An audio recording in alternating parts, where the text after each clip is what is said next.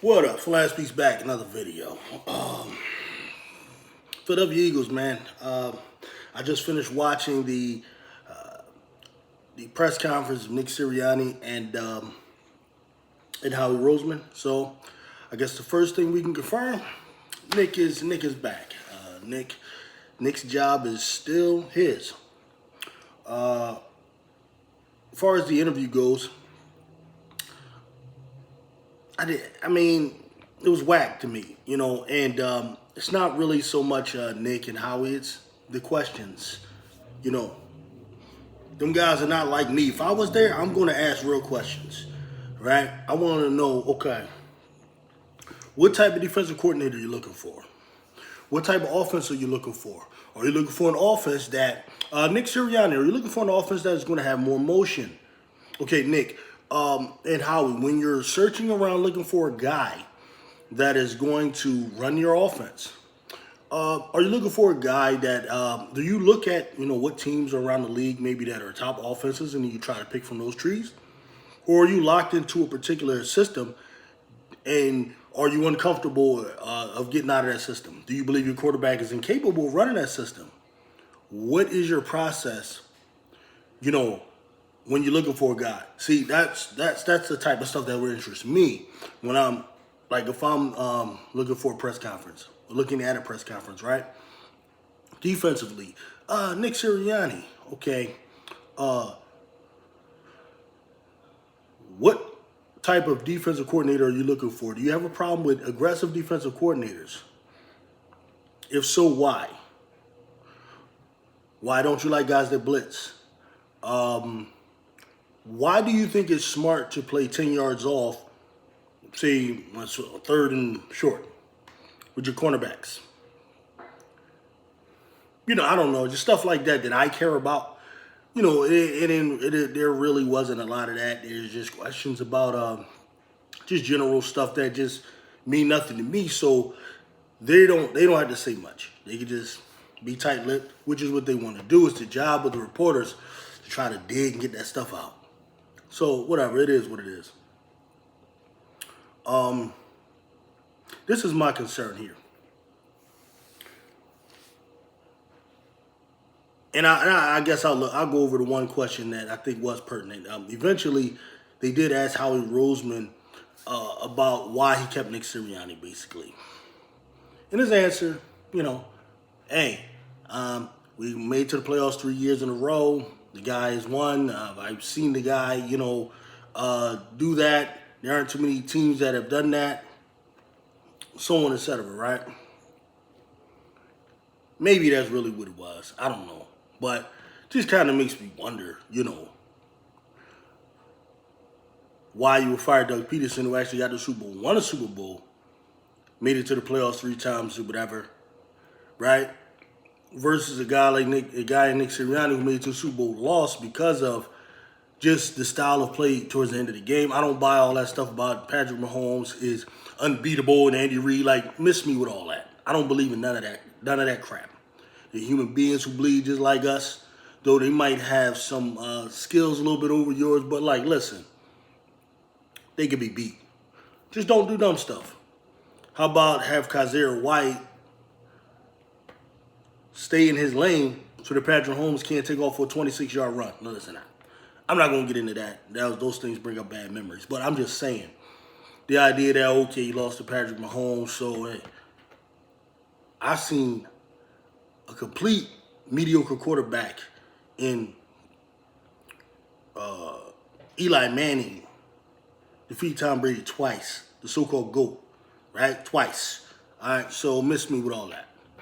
That stuff that they be talking about on Speak for Yourself and these different channels about Patrick Mahomes, you just can't beat him and all of that stuff. Josh Allen can't beat him. I'm gonna have some content dealing with that nonsense soon. But at any rate, man, this is my concern. Nick Sirianni is a guy that we've had here 3 years, true. Made it to the playoffs 3 years. We got to the Super Bowl once. True, I got it. However, when doing a thorough analysis of him, his strengths and weaknesses, What are Nick Sirianni's strengths? Culture builder, maybe. Relatable to the players, maybe. I guess. Protects his players, definitely. Praises his players when they should be praised and takes the bullets, definitely. He's good at that. As far as teaching, I don't know. Like, you look at the wide receivers we got, do you think he really taught Devontae Smith anything? Heisman Trophy winner, record breaker in college. Do you think Nick Sirianni really made Devontae Smith what he is? I don't think. A.J. Brown. You think he taught A.J. Brown anything, really? The way you would analyze him, judge him, is to say a guy like a Quez Watkins, who's a 6th-round pick. Where's Quez Watkins at? Where is he compared to where he could be? 6th-round pick. Nick Sirianni turned him into, like, even a serviceable receiver. We can give him credit for that, right? Do that? You know, I don't know. It's not enough to where I can just give this guy a passing mark for teaching, play calling, or play design. Is he Andy Reid in play design? Is he Kyle Shanahan in play design? Oh, hell no. Is he even Kellen Moore in play design? Is he McVay in play design? So, teacher, maybe, but I'm not sure. Play design, play caller. Well, we've seen that, right? 2-6, 2-5. His first crack at play calling. He said he had his hand on the offense here, down the stretch. We lost the last 5 out of the last 6 games. Now it's to the point where during the interview he said they need to bring in a guy that's going to call the plays. So your head coach can't call plays. Listen to what I'm saying. Not every head coach calls plays, right? But there's a difference between a head coach that chooses not to call plays and a head coach that can't do it. There's a difference between a head coach that chooses not to call plays, that chooses to delegate that responsibility, and a guy that just flat out can't do it. If he does it, he sucks. Wouldn't you say? This is my problem with a head coach like Nick Sirianni. Because of his deficiencies and weaknesses, right, that led to the situation that we have, a stale offense, as he put it. He needs to bring in a guy that they say bring in fresh ideas, okay, that's going to remove the staleness of the offense. That's going to be the game day play caller. So what happens next year? Let's say it all works out. Eagles win 13 games. Hey, 14 games. Whatever. Number 1 seed. Get to another Super Bowl. Win, lose, I don't know, whatever. Get to a championship game, whatever. Whatever you consider to be a successful season in comparison to this season. What happens? That offensive coordinator, right, gets all the credit for the team's success, right? Then what happens? Oh, you start getting calls from other teams. Teams that sucked last year, that suck next year, that are going to need an offensive coordinator.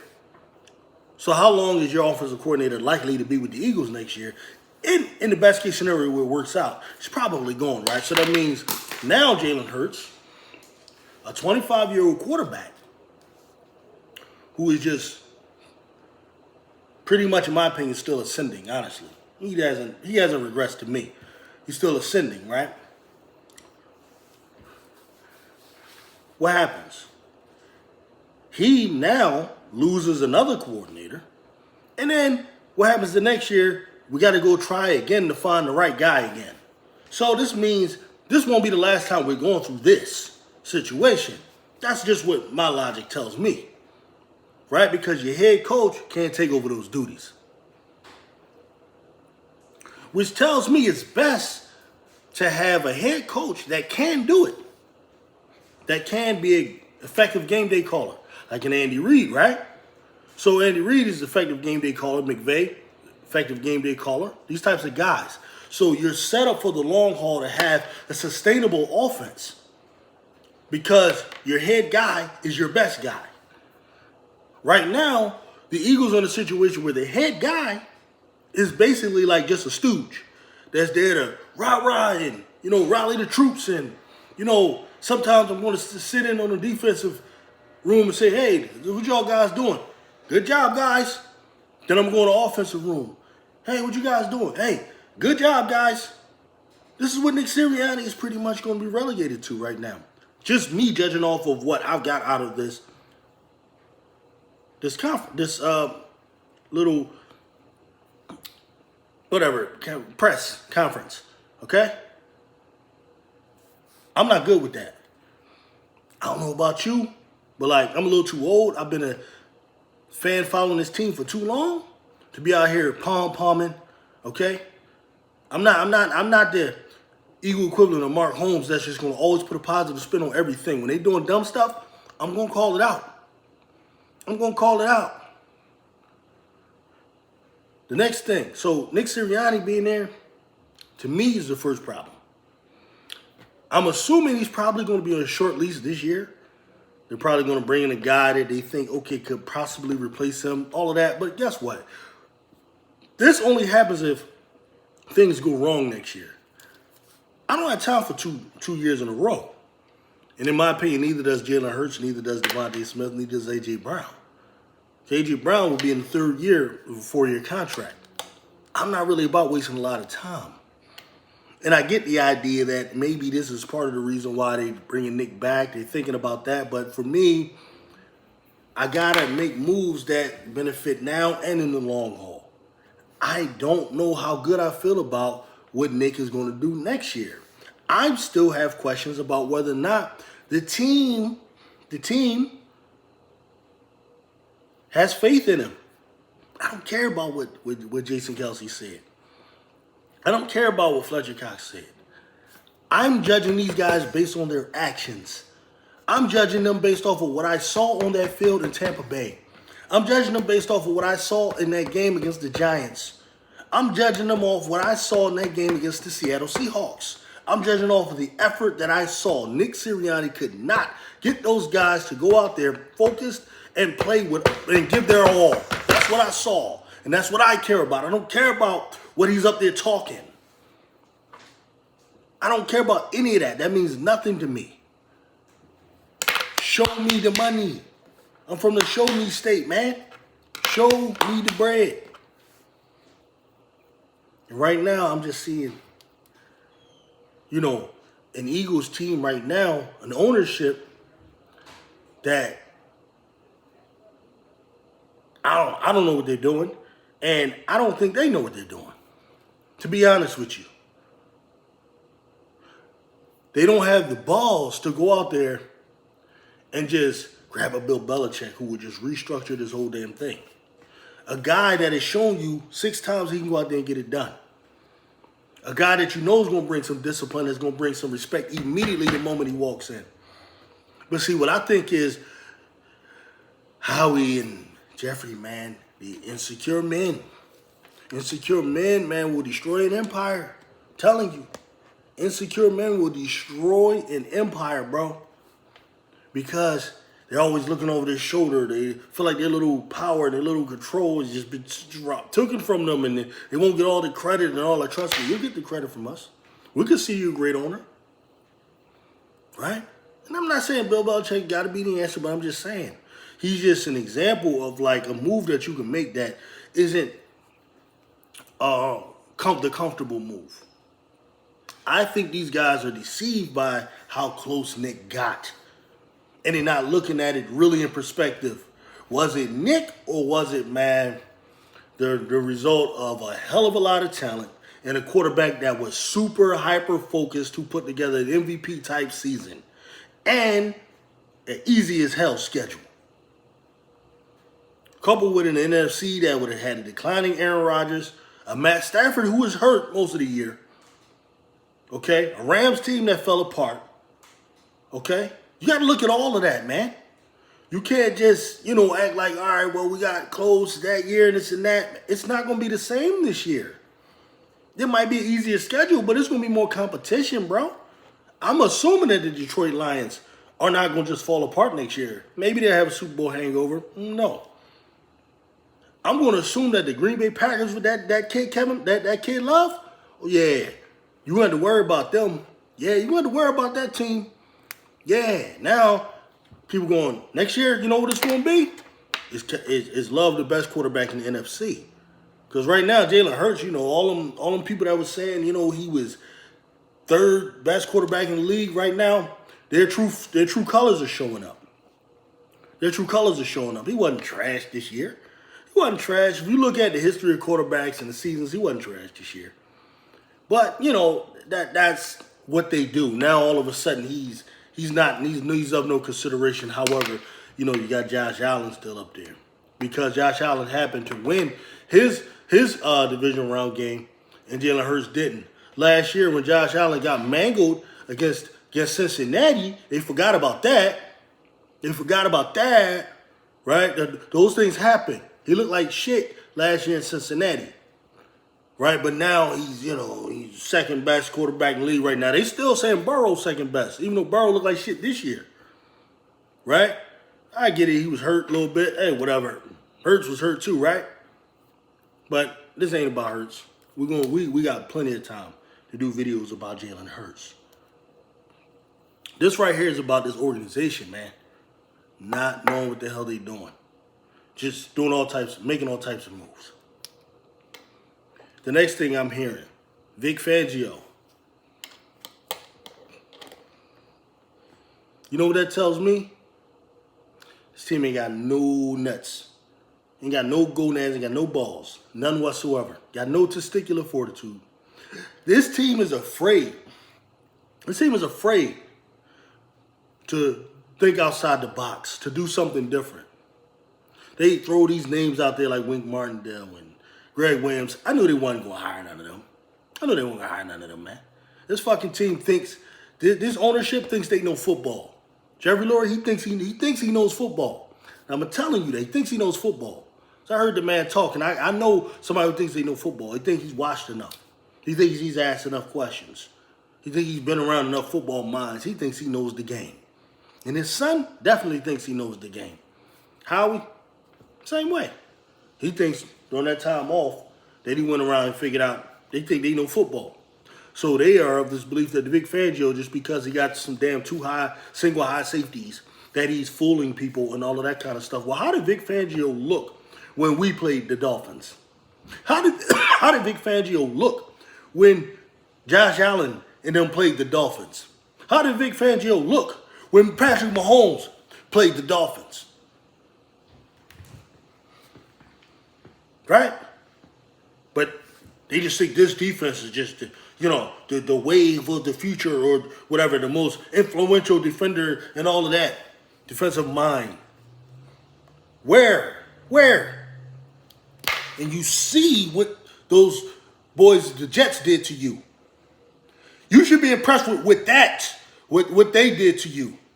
You see what the 49ers did to you. You should be impressed with that. Why are you impressed with Vic Fangio? Like I said, man, I don't do no pom-poms. I'm not going to put no positive spin on that. The Vic Fangio, if they hire that joker, he got to prove to me. I'm not going to be sitting here coming up here telling, well, Vic Fangio is the guy that orchestrated, this particular defense up. No, he got to show me because I've seen Gannon. I wasn't impressed. I've seen Desai. Damn sure wasn't impressed. All right? And no, by the way, I'm not holding Nick accountable for demoting Desai and putting Patricia in there. You know why? Because at the time, I was with it. So I'm not going to flip now and act like I wasn't. No, I was with it because I hate bad defense. I hate it. I would have panicked too, and I would have put him in. It just wouldn't have been Fangio. I would have went and got Greg Williams in the middle of the damn season or somebody like that. That's how much I would have panicked because I hate bad defense. I hate it. I came from an era where people respected defense, man. where we said defense wins championships. That's the era I'm from. I'm not from the offense wins championships era. So I don't believe in that crap. The only reason the Kansas City Chiefs are in the championship game right now is because they have a defense. That's why they're there. Baltimore is there because they have a defense. 49ers are there because they have a defense. All the teams that are left have defense. They have offense too, but they have defense. Right? I tell you right now, our offense is just, as far as the players, the talent just as good as Baltimore's. Are you kidding me? Difference is Baltimore has defense and a smarter offensive mind. So, nah, I don't want no damn Nick Fangio, man. Vic Fangio, I want to just take his whole scheme, find the biggest dumpster I can have, throw it in the dumpster, and then take a big crap on it. I hate his scheme. I hate it. I hate it. Even if he runs it better than Gannon, that's not good enough for me. I hate the damn scheme. Now, if he proves me wrong, guess what, man? I'll be the first one to tip my hat and say, I was wrong. You know why? I like to be wrong when it comes to the Eagles. I like that. But right now, I have no reason to believe that this is a good move if they hire this guy. It is what it is, man. So that's what we're doing on defense. We got to bring in some Fangio, who supposedly helped us in the Super Bowl. How did that look? You going to bring in the guy, I forgot about that, that helped with that Super Bowl performance where the Chiefs didn't get stopped not one time in the second half? That's who you hiring? You must have forgot about that. Oh, but it's Patrick Mahomes and Andrew Reid, right? They can't be stopped. Well, how did Patrick Mahomes look when he faced the Tampa Bay Buccaneers in the Super Bowl? Do you know that Patrick Mahomes in the Super Bowls he was in had thrown, he was in 2 previous Super Bowls. He had threw 3 interceptions in those 2 games. Do you know that the only damn Super Bowl Patrick Mahomes didn't throw an interception in was against the damn Eagles? And that damn Fangio scheme, that trash-ass scheme, do you know that? And I'm supposed to get excited about some damn Nick Fangio? Come on, man. The way this team is going right now, I know it's early, I know we ain't hit free agency yet, and I know we ain't hit the draft yet, but right now, if they go do what I think they're probably going to do, this team is going to win about 8 games next year, man. Or if they do win 10 games somehow, they're going to go to the playoffs and get their ass kicked. Because Green Bay going to be better. Them damn 49ers, I hate them, but they're a smart organization. They'll be back. Dallas Cowboys, they'll be back. And guess what? The Cowboys were better than us this year. Do you understand what I'm saying? You have the worst coach out of all of these teams. And they don't care.